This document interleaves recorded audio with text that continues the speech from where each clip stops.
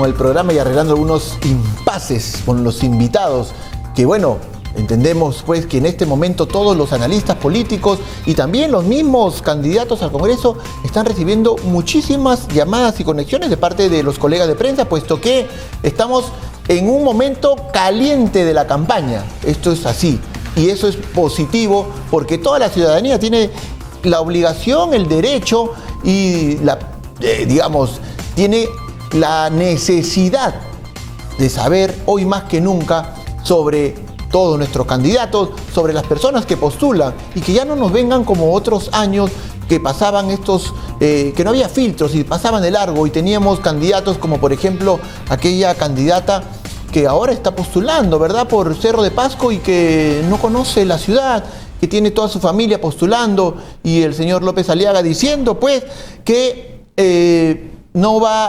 que él había hecho las entrevistas por Zoom. Esas cosas han pasado siempre. Y siempre las hemos pasado por alto, no nos hemos percatado. En este año del Bicentenario esto no puede ocurrir y ese es el cambio que nosotros debemos de promover. En ese sentido, la prensa juega un papel muy, muy importante. Me dice que nos encontramos ahora con el señor Sergio Tejada. Confírmeme la presencia del señor Tejada.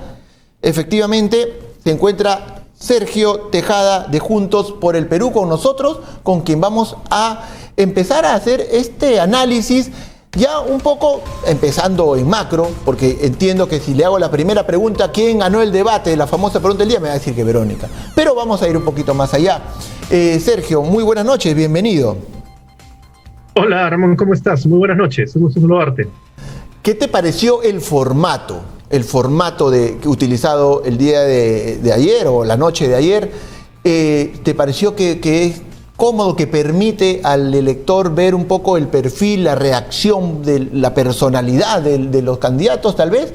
¿Cómo lo viste? Sí, me pareció interesante. Se abordaron una serie de temas que son de interés de los ciudadanos y ciudadanas. Un espacio también para el debate entre candidatos, ¿no? Para que se respondan preguntas entre ellos, y una parte final que mostraba quizás el lado más humano, las cosas que les gustaba leer al candidato, hacer, sus momentos tristes, sus momentos de alegría. Me pareció en general un buen debate. Tú me decías que seguramente vas a decir que ganó Verónica Mendoza. Bueno, lo dice la encuesta, ¿no? Y por bastante. Ok, pero esa encuesta hay que aclarar también y hay que ser honestos con la información. Esa es no es en realidad una encuesta, eso se le llama un sondeo.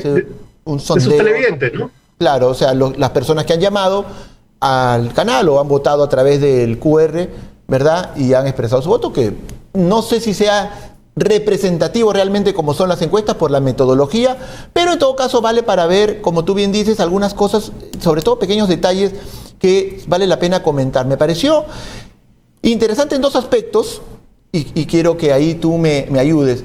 Se tocaron temas de fondo, no se han excluido el tema del manejo del control de la pandemia, la reactivación económica, la seguridad, o sea, ejes claves y de acción inmediata.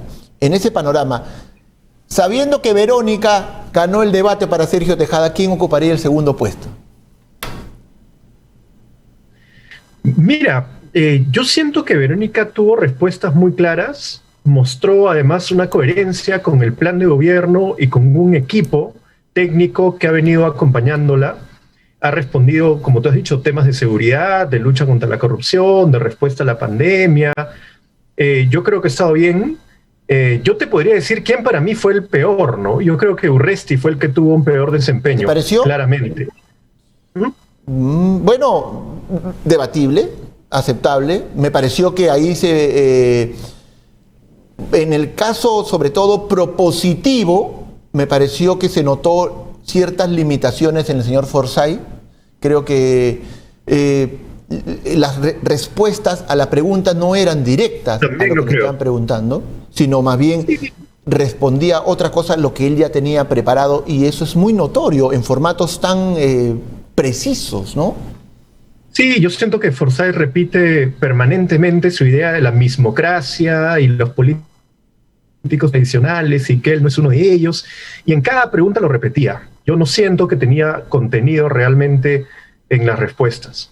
Ahora, cuando él dice la mismocracia, y es verdad, lo repite a cada minuto, le hacen una pregunta directa, me pareció que fue Ghibellini, y le dice, no, me parece que fue Lescano, ya no estoy tan seguro, y le dice, si es que habla tanto de la mismocracia, pero lleva en su partido a Carlos Bruce, que bueno, es el representante de la mismocracia, si es que existe tal término que tanto quiere posicionar el señor Forsyth, y tampoco supo responder. Hubo dos comentarios que él no respondió. El que tú señalas, Luis Urresti. Le dijo, usted lleva a Techito Bruce, que ha sido ministro como de 3 gobiernos distintos, ¿no? Es claro. Esa mismocracia. Y él no dijo nada.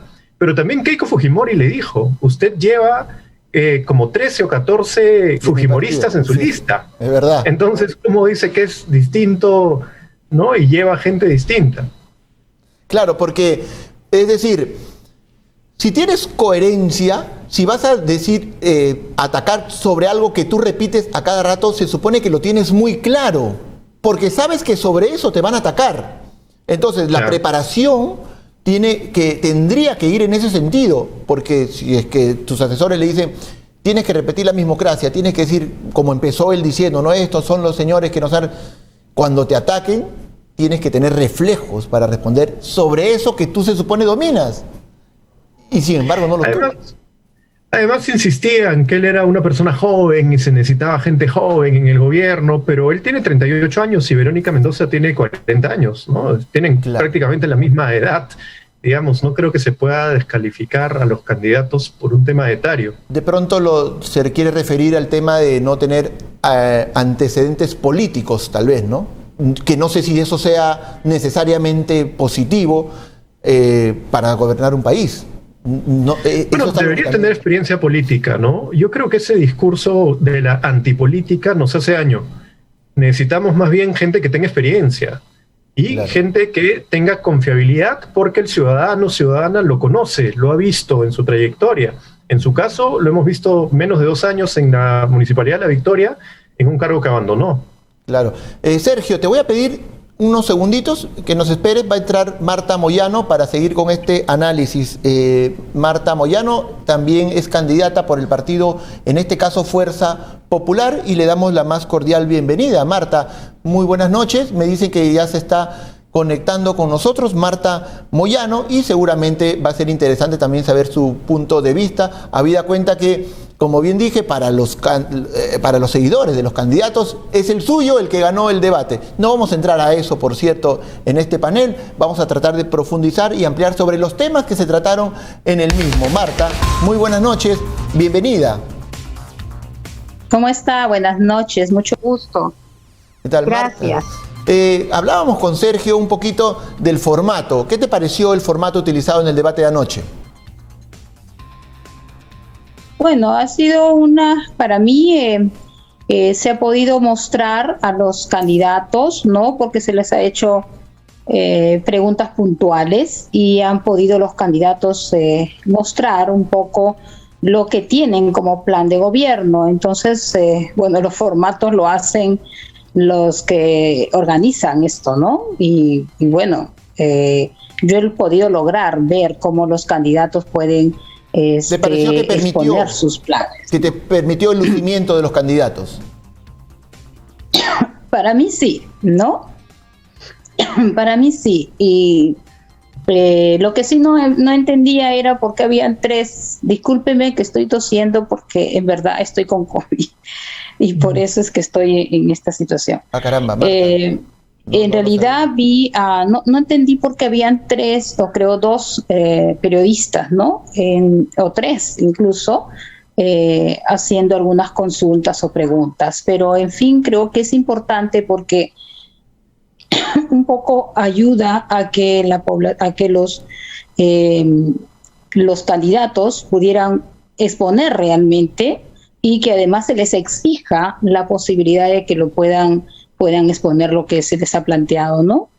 Creo que no se ha escapado mucho porque se ha tratado en general de todo salud, el tema de seguridad, ¿no? El tema de educación. Claro. Se ha planteado algunas cosas concretas, creo Marta, yo. si es que en algún momento de la entrevista, el panel, tienes alguna dificultad y quieres ausentarte, lo vamos a entender perfectamente. No sabíamos que estabas, delicada de salud. En todo caso, te pregunto, como la misma pregunta que le hice a Sergio, ¿quién te pareció en todo caso el peor expositor anoche?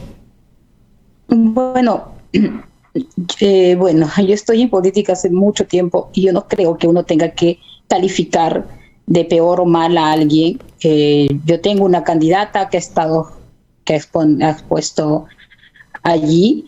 Creo que no decir el peor, sino decir al que no comprendí cuáles fueron sus propuestas. Creo que fue el señor Forsyth y no comprendí bien al señor Lezcano porque se dedicó un poco a agredir a otros candidatos, ¿no? Cuando en realidad lo que se tiene que hacer es el respetar a las familias que están pasando situaciones difíciles de esta enfermedad, pero y también es una situación nacional, y establecer un debate que no es debate, sino es una especie de pelea, es una falta de respeto, ¿no?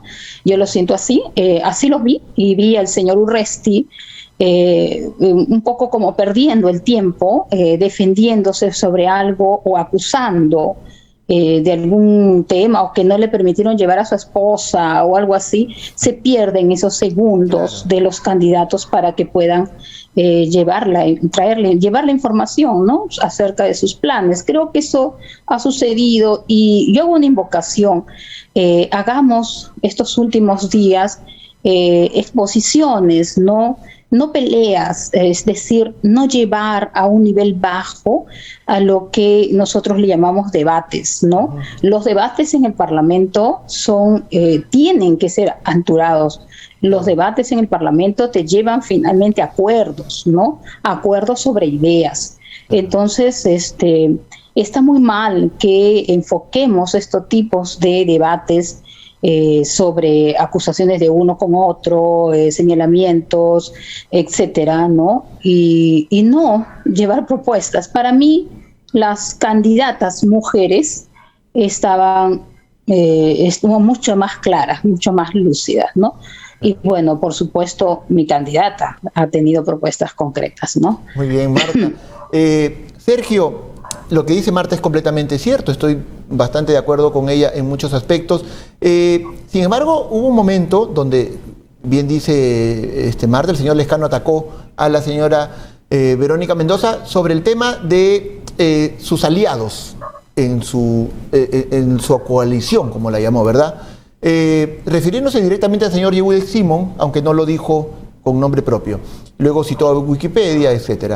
Yehude ha salido a decir que Verónica no ha dicho toda la verdad respecto de que ella mencionó que lo habían excluido. ¿Cuál es la verdad de esta situación?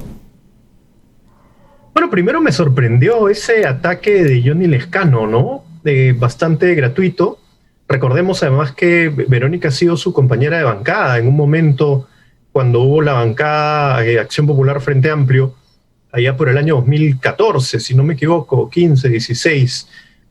Y un ataque a Yehude Simón, que efectivamente es uno de los fundadores de Juntos por el Perú, pero que se ha alejado, se ha sido expulsado, se ha sido él mismo voluntariamente con licencia, me parece que mencionó. Eso ya es una cuestión que a nosotros no nos compete, porque nosotros estamos en una alianza. Nuestro partido es Nuevo Perú, estamos en una alianza con Juntos por el Perú. Dentro de Juntos del Perú está el movimiento humanista, de donde es Yehude Simón, y él no participa, no está participando porque tiene un proceso y queremos que él responda a su proceso, y él, entiendo que también ha decidido dedicarse a responder este proceso y no participar. Entonces, lo que le dijo Verónica es: cuando hay un problema de ese tipo en nuestras filas, nosotros separamos a las personas. Claro. Cosa que no puede hacer usted, le dijo el señor Lezcano, que no puede deslindar de la posición de Merino, ¿no? Claro, porque Lezcano dice... lamentable que busque tanto ataque Johnny Lezcano, ¿no? Me parece que estuvo flojo en el debate. Claro, porque Lezcano empieza diciendo: nosotros hemos tenido dos presidentes de la República, y menciona a Belaúnde, menciona a Paniagua, Y todo Se el olvida mundo, Merino. claro, en el imaginario quedó, es más, Mávila lo confunde porque dice candidato Merino, entonces porque dejó en el imaginario precisamente el nombre de Merino y lo quiso omitir por completo y bueno, como te digo, en este caso estas cosas son preparadas, no se le podía escapar semejante desliz, en todo caso. Efectivamente. Marta, respecto, también hubo un enfrentamiento con la misma persona entre el caso de Lescano con Keiko. Sin embargo, el candidato Lescano tampoco quiso entrar a aclarar aspectos como que le dijeron que la COVID o el COVID no se cura con cañazo ni con agua de sal. Y él, porque él lo había dicho, y también su propuesta respecto de que podemos empezar a fabricar las vacunas acá en el Perú, tampoco ha quedado clara y tampoco pudo decirla cómo hacer. Estas cosas de tirar propuestas, de pronto en este tramo de la campaña son bastante delicadas, sobre todo tratándose de temas de salud. ¿Cómo lo ves? Sí, yo creo que efectivamente lo que se vio con el señor Lescano, con el candidato Lescano, es una retórica, pero creo que usó mal la retórica, ¿no? Porque primero no aclaró varias cosas. Efectivamente, él ha querido usar, digamos, un poco este tema de las cosas que creen algunos pobladores de cómo curar el COVID, ¿no? Porque como no hay otra solución, entonces él no aclaró con respecto a lo que decía del ron, ¿no? Algo así.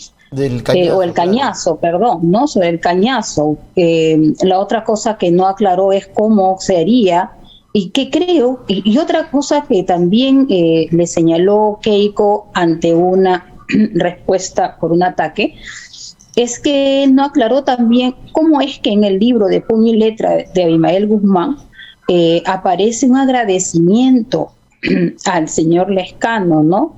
Por sus gestiones, dice así en el libro, está por si acaso, no se está inventando, ¿no?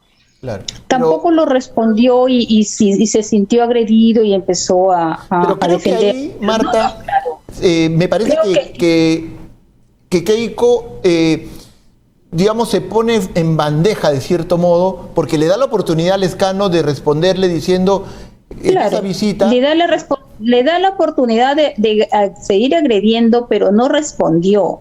Claro. Porque recuerda, primero que si eres candidato a la presidencia y pretendes gobernar un país como el nuestro, que está en desarrollo y en problemas ahorita de crisis económica y sanitaria, tienes que tener las cosas claras. No puede una persona que quiere ser presidente decir que el COVID se cura con cañazos, ¿no?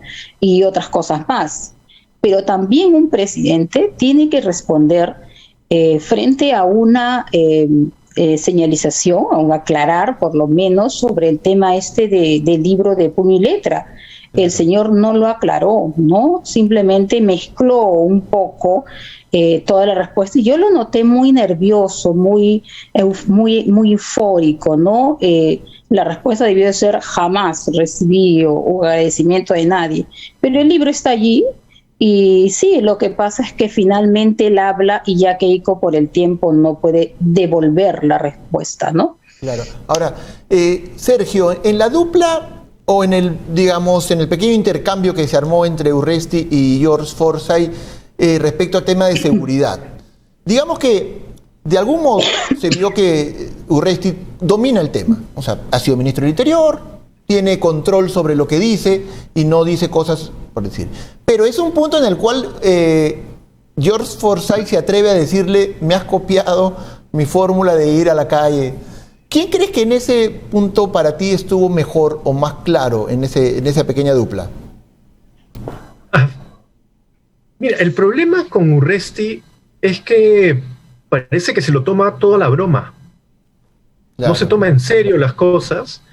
Además, con comentarios que pueden herir muchas susceptibilidades, ¿no? Presentándose él como el capitán Arturo, sabiendo que hay un proceso que él tiene muy delicado, efectivamente vinculado a este seudónimo. Y en ese caso, pues también bromeando con sus propuestas, no respetando los tiempos, interviniendo fuera de tiempo. Entonces yo creo que ahí Forsyth lo dejó un poco en ridículo, ¿no? Diciéndole te golpearon, Claro. te quitaron el celular, no pudiste grabar tu videíto. Porque dice, esos si no te son puedes defender precisamente- tú, ¿cómo vas a poder defendernos a todos? Esa frase creo que también es buena. Es un Claro, buen gancho, pero- digamos. Eso no fue precisamente el mejor momento del debate, ¿no? Porque eso le quita seriedad, pues, que esperábamos un debate con propuestas más serias. Pero hubo un momento donde Federico le pregunta a Verónica, y yendo ya al plano económico, respecto de las vacunas, del oxígeno, porque Verónica propone que va a expropiar temporalmente las plantas de oxígeno por emergencia. Y la pregunta que hace Federico es muy buena, porque dice, si es que el Estado no ha tenido capacidad, no ha demostrado capacidad, no solamente para administrar, sino en muchos otros aspectos, ¿qué nos garantiza que ahora sí pueda hacerlo con las plantas de oxígeno? Y Verónica tampoco responde a la pregunta, sino más bien dice que los privados tampoco han tenido capacidad porque se han aprovechado de la gente. Y le queda corto el tiempo y ya no sabe qué responder. ¿Qué podría complementar de esa respuesta? No, a ver, es que su respuesta iba a lo siguiente. Primero, lo que dice la Ley General de Salud no es expropiar, es tomar control temporal. Y es una ley vigente, además en concordancia con una constitución que no se le puede acusar de expropiatoria, ni mucho menos, ¿no? Entonces, primero esa aclaración. Segundo, el problema de Federico Salazar es que tiene un sesgo antiestado muy fuerte. Entonces, él entra con esa idea ideológica de que el Estado no sirve y que todo lo tenían que hacer los privados, pero tampoco los privados han dado la talla, lamentablemente, en este contexto, salvo casos muy específicos del ángel del oxígeno, pues empresarios Claro. muy humanitarios. Hay otros que se han aprovechado, realmente se han aprovechado de la tragedia. Eso es lo que ha querido resaltar Verónica Mendoza. Finalmente, el empresario no tiene una responsabilidad con los ciudadanos y ciudadanas Pero como lo tiene el deja de ser- Estado. no deja de ser cierto lo que dice Federico. El Estado no necesariamente es el ejemplo de administración, digamos, históricamente. Entonces, Bueno, no es el ejemplo, pero es el llamado a proteger a los ciudadanos. Es el que tiene esa obligación. Y recordemos que en el 2006 tuvimos una vacunación muy exitosa. Se llegó en 45 días a vacunar a 20 millones de personas. Entonces yo creo que podemos volver a formar una coalición con participación de las universidades, los institutos, las Fuerzas Armadas, la policía, para un proceso de vacunación universal y gratuito. me parece que Marta, debemos, creo, dejarla que vaya a No nos- descansar, pero queremos despedirnos, Marta, agradeciéndote la deferencia. Estás un poco delicada, entendemos el problema. No te queremos forzar más. Te damos los minutos que quieras para despedirte de nuestro público. No, yo agradecer realmente porque esta es la forma en que se debe hacer política, ¿no? La política debe ser también docencia, ¿no? Y que yo felicito en realidad porque así es como debemos conversar, dialogar. El Perú exige eso, ¿no? Nos emplaza a los políticos a que dialoguemos y tomemos acuerdos. No es quien da una puya más que el otro, quien insulta más que el otro. Lo que yo vi con el señor Urresti y el señor Forsyth, la verdad es que sentí como una agresión a las familias que están, a los que han podido ver, ¿no? Eso lo sentí así. Y yo felicito desde acá a mi candidata porque sí estuvo coherente, firme, planteando propuestas y también respondiendo a algunos agravios cuando a veces no es necesario si es que otro no agrede, ¿no? Eso es lo que yo invoco y felicito este espacio, que así sea. Espero poder participar. Cuando Nuevamente, Marta, ustedes, buenas noches, Tejada. Sigamos esto. Restablécete Gracias. pronto, Marta. Muchas gracias por habernos atendido y haber hecho este esfuerzo enorme por estar con nosotros. Bueno, Marta Gracias. Moyano se encuentra delicada de salud, pero continuamos con Sergio Tejada. Sergio. Marta, yo le quería decir que al margen de las discrepancias que tenemos y seguramente vamos a tener, que espero que tenga una pronta recuperación. Claro que sí, igual lo deseamos todos. Muchas gracias. Gracias. Ok, fue Marta Moyano, candidata al Congreso de la República con el partido Fuerza Popular. Seguimos con Sergio Tejada. Sergio, decía al inicio, mejor dicho, que ha habido una ausencia que ha sido clamorosa y Verónica lo expuso en su momento porque se esperaba la presencia del señor Rafael López Aliaga. Habida cuenta, tampoco hay que negarlo, que su candidatura ha irrumpido y se ha colocado casi en pocas semanas entre los primeros lugares. Entonces había la expectativa de escucharlo. Ha habido antecedentes donde el candidato, por ejemplo, no ha ido al debate, me parece que fue Renzo Reyardo, y su candidatura luego sufrió pues, un declive inmediato, fue un impacto directo a su candidatura. Pero este pareciera no ser el caso, ahí va la pregunta, puesto que se viene un debate del Jurado Nacional de Elecciones y creo que ahí tendría la oportunidad de recuperarse. ¿Hasta qué punto crees que esta ausencia impacte en la candidatura de Rafael López Aliaga? Yo creo que va a impactar, pero no solo la ausencia, sino una semana bastante caótica que ha tenido. El problema con López Aliaga es que él ha crecido porque primero tiene una campaña millonaria que yo nunca he visto. En cada cuadra, postes de esos carísimos en todo Lima y seguramente en todo el país. Además, el apoyo de algunos medios. Un medio en particular que lo tiene prácticamente todos los días y no le formula ninguna pregunta incómoda. Pero ha tenido una semana caótica porque ha tratado de enfrentar a otros medios que le han hecho preguntas. No necesariamente medios adversos realmente a él, pero que frente a las preguntas lo han puesto en jaque. Además, una presentación muy extraña con los reservistas, con gente con sus polos de Antauro, con mucha, ¿cómo diría? Con mucho error, ¿no? Entonces yo creo que eso sí le va a pasar factura. No creo que sea un candidato preparado para enfrentar un debate, porque se irrita muy fácilmente, porque cae en muchas contradicciones. Entonces vamos a ver si participa o no en el debate del jurado.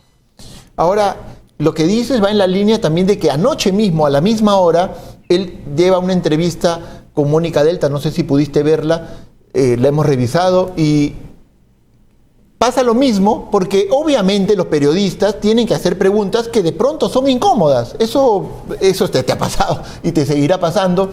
Y sin embargo, hoy tenía pactada una entrevista en el canal que tú mencionas, en Willax, con Rodrigo González y Gigi Mitre.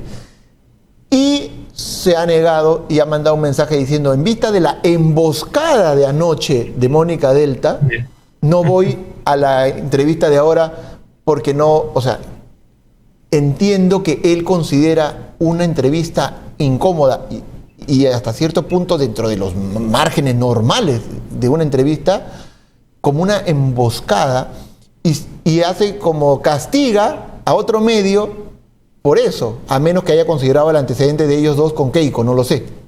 Sí, bueno, pero te das cuenta que es un candidato que no puede enfrentar una entrevista de verdad. Una entrevista de verdad es una en la que te hacen preguntas que te pueden dar la oportunidad de decir tus propuestas, pero también te pueden hacer notar tus contradicciones o ponerte en jaque en determinados temas. Él no puede afrontar una entrevista así. Yo he visto, sí, el resumen de la entrevista con Mónica Delta, no pude porque era la misma hora, pero las preguntas que ella le hace hubieran podido ser respondidas, ¿no? Claro. Usted sigue siendo accionista de tales empresas. Alguna de sus empresas recibió dinero de Reactiva, pero usted ha dicho que Reactiva es una porquería y no ha servido. Cosas así, ¿no? Digamos, que él debía haber explicado y se vio sumamente incómodo, sumamente mortificado. Yo creo que no es una persona que tiene el carácter para enfrentar a las preguntas de una prensa independiente. Y porque también Rodrigo González y Gigi tuvieron una entrevista anterior con la candidata Keiko Fujimori y ha sido el delirio de todo el mundo porque Gigi y Rodrigo, dentro de, ¿cómo decirlo?, su frescura de ser de otro rubro y no político, le han hecho serios, severos cuestionamientos desde una perspectiva, digamos, natural, de ciudadano, perfectamente válido también, y Keiko aguantó los golpes, respondió hasta donde pudo, de pronto no salió muy bien parada, porque algunas cosas, pues, el señor Rodrigo González tiene mucha facilidad para atacar, para decir cosas claras, y obviamente es su forma de entrevistar. Pero Keiko estuvo ahí y no pasó nada. Y Rafael López Aliaga, yo creo que él se ha quedado con ese recuerdo y ha dicho: si es que van a hacer al menos la mitad de lo que han hecho con Keiko conmigo, estos revientan. ¿verdad? Deja esa sensación. Efectivamente. Hay candidatos que pueden tener una buena performance en un primer momento, cuando tienen 1 o 2% y necesitan que hablen de ellos. Y así fue lo de López Aliaga, la gente empezó a hablar de él, y como te decía, con esa campaña millonaria apareció, de pronto empezó a subir. Pero un momento distinto es cuando ya tienes una posición dentro, digamos, de los primeros, los 5 o 6 primeros, y tienes que responder a la prensa, a la ciudadanía. Yo creo que él no está preparado para ese momento. La última, Sergio, y con esto nos vamos despidiendo, el tiempo nos ha quedado cortísimo, y bueno, insistiendo en el tema de Marta, no sabíamos que estaba padeciendo de COVID. Lo quiero aclarar porque no vaya a pensar mal nuestros televidentes. Ella no nos dijo que estaba con COVID. Si los hubiera dicho, definitivamente la producción hubiera dicho descansa y no pasaba nada. Ella aceptó la invitación, estuvo con nosotros, nos ha dicho al aire que estaba con COVID y por eso le hemos agradecido el esfuerzo y bueno, ella también pudo decir algunas palabras. Sergio, me da la impresión, con esta quiero terminar la entrevista, que los candidatos, muy pocos, y eso incluyo también de pronto a la señora Verónica Mendoza, han querido cruzar la línea de buscar arriesgadamente a otro público que no es el núcleo duro que ya mantienen. Creo que parten de conservar a su público y tal vez no arriesgar mucho en nuevas propuestas que les haga perder ese núcleo, habida cuenta que también se justificaría en el sentido que están un poquito apretados. ¿Tú tienes esa percepción o crees que de pronto sí ha habido algunos intentos de ir a la conquista de un público que no es el propio? Bueno, para nosotros es muy claro que no tenemos que buscar el voto de la izquierda solamente. Nosotros somos personas, sí, formadas en la izquierda, que tenemos una línea de la izquierda, pero tenemos una propuesta para el país mucho más amplia, que incluye a las clases medias, a los empresarios honestos que quieren trabajar por el desarrollo del país, que quieren trabajar por la diversificación productiva, el desarrollo de la industria. Entonces, nuestra apuesta es por llevar un mensaje al conjunto del país. Verónica, ¿qué ha dicho? Que contra quiénes estamos, contra esos empresarios que han estado en el Club de la Construcción, que han estado en Lavajato, contra los políticos vinculados a esas organizaciones gangsteriles, contra los cuellos blancos. Esos son los enemigos del Perú, esos son nuestros adversarios. Y nuestra propuesta de un Estado más fuerte, un Estado más protector, un Estado que promueva también la inversión privada, respetuosa del medio ambiente, de los derechos laborales, tiene que ser para ese conjunto, ¿no? Yo siento que todavía hemos estado en un momento muy volátil. Hay candidatos que han subido mucho, otros que han caído mucho. Yo creo que Verónica se ha mantenido con un voto duro y estamos en esta etapa pidiendo el voto de los ciudadanos y ciudadanas que quizás están indecisos y para eso tenemos que llevarles propuestas, tenemos que llevarles confianza. Ese es nuestro reto. Muy bien, Sergio, te agradezco tu presencia en este programa. Te doy un minuto para despedirte de nuestro público y agradeciendo, por cierto, la deferencia de haber estado con nosotros luego de este intenso debate y entiendo este intenso día que empezó con una conferencia de prensa que han dictado temprano con la señora Verónica Mendoza. Un minuto para despedirte, Sergio. Sí, muchas gracias. Hemos estado hablando del debate, quizás no he podido hablar de mis propuestas, pero yo quiero trabajar básicamente en 3 ejes. La educación para mí es fundamental. Tenemos que fortalecer la reforma universitaria, fortalecer la SUNEDU, hacer un pacto por una educación superior gratuita y de calidad. Eso implica no mirar solo la universidad, sino también los institutos, que tenemos que fortalecerlos y tenemos que tener un plan de reincorporación de los jóvenes que han tenido que dejar sus estudios por la pandemia, por la crisis económica, por el no licenciamiento de universidades. Un segundo eje es la lucha contra la corrupción. Hay que revisar el reglamento del Congreso para eliminar todos esos espacios de blindaje y hacer otras propuestas concretas también en el marco de un Plan Nacional de Integridad y Lucha contra la Corrupción. Finalmente, el tercer eje, que es más un eje de representación, apoyar a las poblaciones vulnerables, que están ahora en ollas comunes, organizándose en los comedores para poder salir adelante en estos momentos tan difíciles. Ese es mi compromiso, soy el 5 de Juntos por el Perú. Muchas gracias. Fue Sergio Tejada, candidato al Congreso de la República con el partido Juntos por el Perú y lleva el número 5. Le deseamos toda la suerte del mundo este 11 de abril. Muchas gracias, Sergio, por haber estado con nosotros y se nos ha agotado el tiempo, se ha ido volando nuevamente. Agradecerle a la señora Marta Moyano, por haber estado con nosotros, desearle pronta recuperación. No sabíamos, insisto, quiero que quede claro, nuestra productora Rosario Victorio se comunicó con ella en el día, no le dijo la señora Marta que estaba con COVID, nos hemos enterado al aire, le deseamos de todo corazón que se restablezca pronto y tenerla acá para escuchar más de ella, de sus propuestas y de su visión de país. Muchas gracias, conmigo será hasta mañana. Esto fue Edición Central, Elecciones 2021. Chao.